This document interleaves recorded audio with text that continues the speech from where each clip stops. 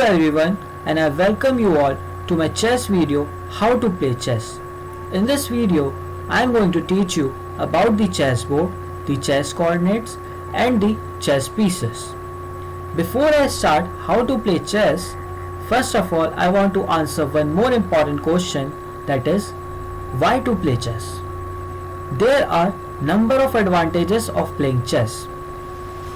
Mainly I want to highlight the key advantages of playing chess, that are: first, it helps us to improve our concentration skill. Second, it helps to exercise both part of our brain. Third, it helps us to improve our logical abilities. Also, I want to clarify you all that in terms of medical science also, when we learn a new move in chess, it ultimately develops a new neuron in our brain cells, which helps in the functioning of our brain to be more faster and more capacity holding. So therefore chess also helps us in memorizing things, which ultimately leads to our education also. So now let's start how to play chess. As you can see, this is the starting position of a chess game. The chess board consists of 64 squares, in which 32 are white and 32 are black respectively. Now there are some terminologies in chess, that are files and ranks. Let's see what are files and what are ranks. The alphabet which you can see on the board, that is A, B, C, D, E, F, G, H, these are the files. That is, this is the A file, this is the B file, this is the C file, this is the D file, this is the E file. Similarly, this is the F file, G file and H file. Now what is rank? Rank are the numbers which you can see on the side of the board, that is 1, 2, 3, 4, 5, 6, 7, 8. So as it is 1, so it is our first rank.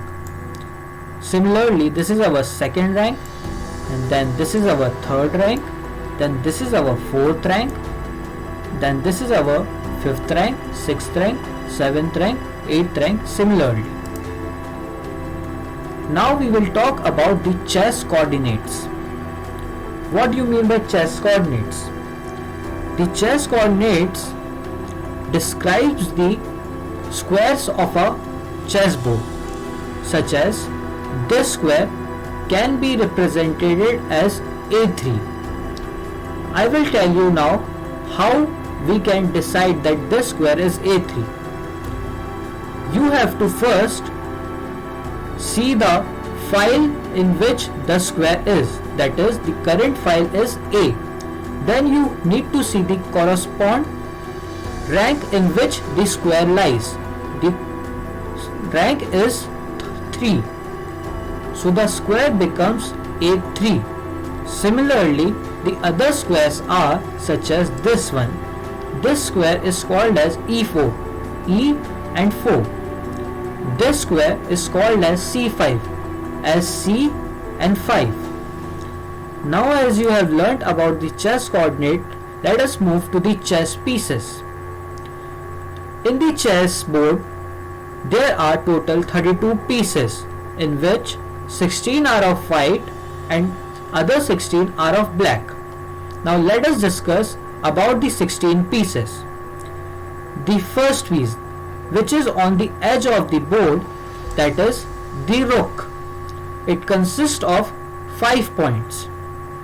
Then comes the knight, which is placed on the second file, that is B file and G file respectively, and it consists of 3 points. The third piece, this is known as bishop, and it lies in the third file, that is C file and the F file, and it also consists of 3 points. The fourth piece which we are going to see is the most powerful piece, and it consists of 9 points, that is the queen. Now the next important piece which we need to protect in this whole game when we are playing chess is the king, and it consists of infinite points, as it is the jackpot of every player. Anyone who checkmates his opponent king wins the game. And last but not the least, the pawns. They lie on the second rank and they consist of 1 point. Now let us see how different chess pieces moves. First we will look how the king moves. The king always moves a single square at a time. As on the board you can see, can only move one square at a time, that is whether on this square or this square or this or this or this or this or this or this square. Now let's see how the rook moves. The rook always moves on a straight line, that is this straight line, this straight line, this straight line or this straight line. The rook can move to any square which is passed by the arrows, that is it can travel to this square or this square or this square. As you can see, it always travels in a straight line. Now let us see the next piece, that is the bishop. The bishop always moves on diagonals, that is this diagonal, this diagonal, this diagonal or this diagonal. Let us suppose it moves to c6 square. Then black moves his king one step. Then again the bishop can move to any diagonal whichever he wants. Let us assume he moves to this diagonal. Now you have learned how the bishop moves. Let us jump to the most powerful piece on the board, that is the queen. The queen is generally the combination of bishop and rook, as it can move straightwards and also it can move like a bishop diagonally. So a queen covers most of the squares than the other pieces. So it is regarded as the most powerful piece. I can also now move in a straight line or in a diagonal. Now let us see the next unique piece, that is the knight. The knight always moves in a L shape, like this, or like this, or like this, or like this.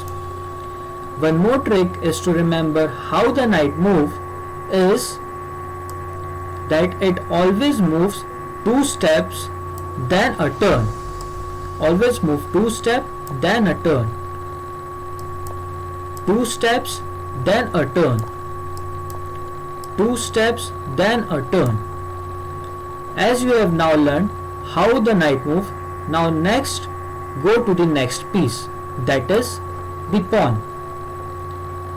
The pawn consists of 1 point, but it can be a very powerful piece in future also.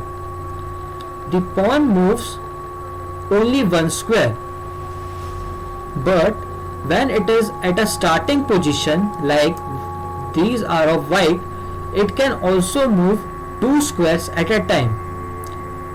Like in this position, white can directly move this pawn to 2 squares. Same applies with black. As black's pawns are on its starting position, it can also move 2 squares. And after that it cannot move 2 square. It has to move only 1 square at a time. Like this, this, this. And one more thing to notice is that the pawn can capture the opponent piece only diagonally. like black plays here.